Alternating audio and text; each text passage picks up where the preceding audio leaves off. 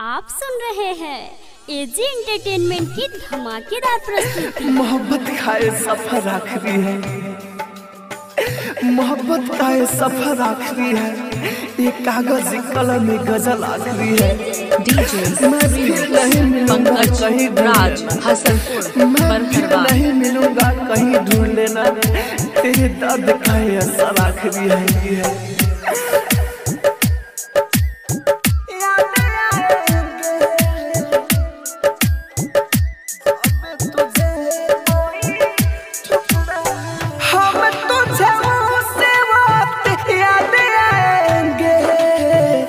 जब तुझे कोई ठुकराएंगे हम तुझे से वक्त याद आएंगे, जब तुझे कोई ठुकराएंगे।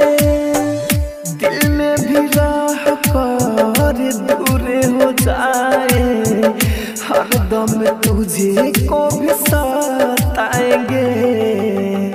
हम तुझे जब तुझे कोई ठुकराएंगे, हम तुझे से वक्त याद आएंगे, जब तुझे कोई ठुकराएंगे। डीजे रीमिक्स पंकज राज हसनपुर बरहरवा।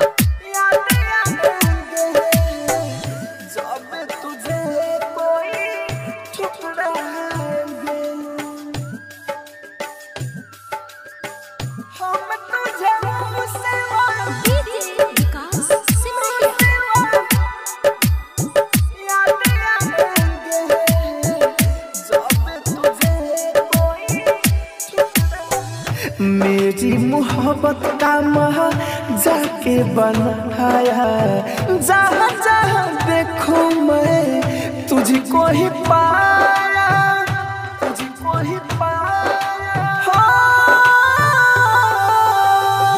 मेरी मोहब्बत का महा जाके बनाया, जहाँ जहाँ देखो मैं तुझको ही पाया।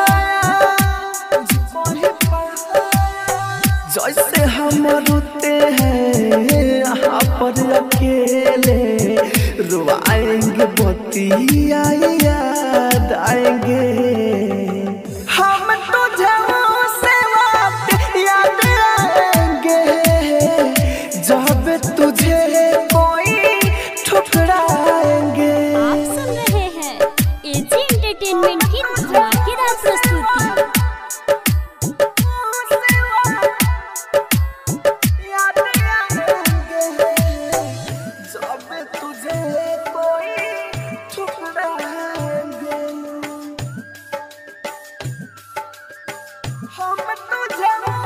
डीजे रीमिक्स पंकज राज हसनपुर बरहरवा।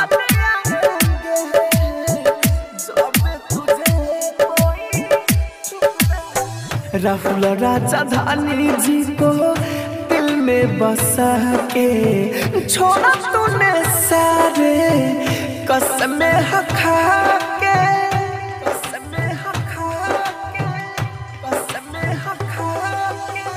राहुल राजधानी जी को दिल में बसा के छोड़ा तूने सारे कसमें खा के।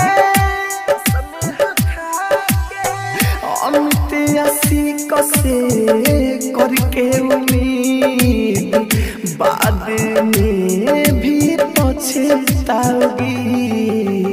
हम तुझे से वक्त याद आएंगे, जब तुझे राज हसनपुर बरहरवा।